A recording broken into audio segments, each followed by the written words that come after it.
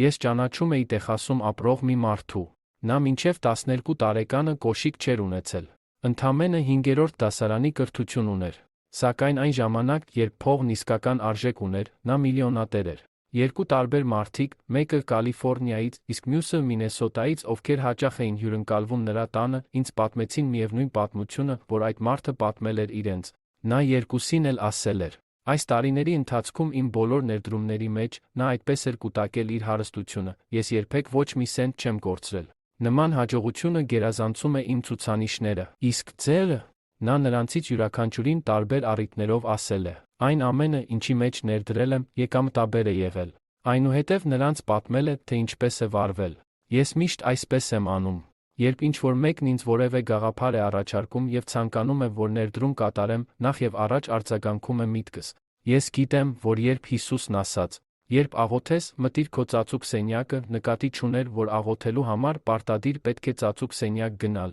Նա ցանկանում էր ասել, որ մենք պետք է առանձնանանք ամեն ինչից։ Սակայն ես մեծ ծածուկ սենյակ ունեմ իմ ննջարանում եւ գնում եմ այնտեղ աղոթելու։ Ես աղոթում եմ այդ առաջարկի համար եւ բավական երկար սպասում, մինչեւ որ լսեմ, թե ինչ է ասում հոգիս։ Երբեմն սպասում եմ 3 օր։ Ես նկատի չունեմ, որ օրվա 24 ժամը մնում եմ այդ սենյակում։ Երբեմն այնտեղից դուրս եմ գալիս ճաշելու կամ քնելու, բայց ժամանակի մեծամասնությունն այնտեղ եմ անցկացնում։ Ես պարզապես մենակ եմ եւ սպասում եմ, մինչեւ ներքին վկայության միջոցով իմանամ, թե ինչ պետք է անեմ։ Երբեմն միտքս ասում է. դու հիմարություն կանես, եթե գումար ներդնես այդ գործի մեջ։ Դու կկորցնես վերջին վերնաշապիկդ, բայց սիրտս ասում է. ներդրում արա այդ գործի մեջ։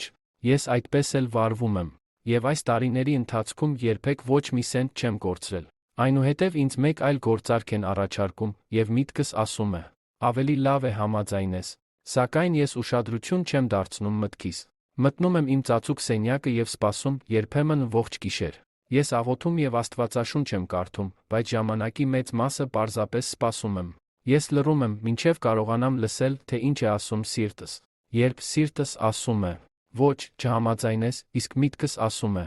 այո, ավելի լավ է համաձայնես, ես չեմ համաձայնում։ Այս մարդը սովորել էր հետևել ներքին վկայությանը եւ Աստված նրան առաջնորդել էր իր գործի մեջ, մինչև 30-ականների վերջին եւ 40-ականների սկզբին նրա կարողությունը հավասարվել էր $2 միլիոն։